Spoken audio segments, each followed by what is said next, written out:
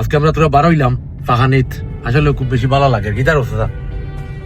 আর ভাইজান কি ভাই? আপনার গাড়িটা তো অনেক সুন্দর, এই গাড়িতে ভিতরে যে বসছি অনেক আরাম লাগতেছে, সাসপেনশন খুবই ভালো, আরামদায়ক একটা গাড়ি। এই ঢাকার মধ্যে এত সুন্দর গাড়ি কি করে রাখলেন আপনি একটু বলেন তো? ভাই আলহামদুলিল্লাহ চেষ্টা করি গাড়িটা ভালো রাখার জন্য।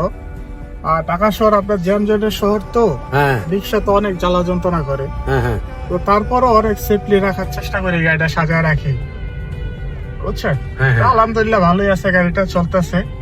তো ভাই আপনার বাড়ি কি সিলেট নাকি? হ্যাঁ আমাদের বাড়ি সিলেট। আপনার কথা শুনে তো মনে হচ্ছে আপনার বাড়ি সিলেট, কিন্তু সিলেটের মানুষ তো ভাই অনেক ভালো, আমার সাথে অনেক মাঝে মাঝে দেখা হয় সিলেটের মানুষদের সাথে, তাই কথাবার্তা বলি।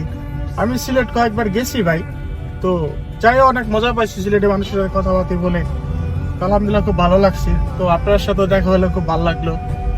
আমাদের সিলেটের মেহমানদারি কেমন ভালো লাগে? আলহামদুলিল্লাহ ভাই ভালো, সিলেটে গেছি ভালো লাগছে।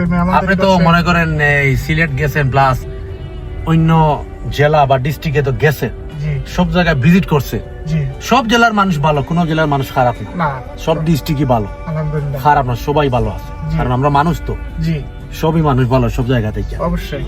তারপরে মনে করেন এই যে আমাদের সিলেট নিয়ে যে বলছেন, জি আপনাকে ধন্যবাদ। আপনাকে ধন্যবাদ ভাই। হ্যাঁ আসলেই সিলেটের মানুষের মায়া ভালোবাসা মেহমানদারি এটা ডাহাত না, এটা সারা বাংলাদেশ তথা সারা বিশ্বর মাঝে পৌঁছিয়া রাইট রাইট।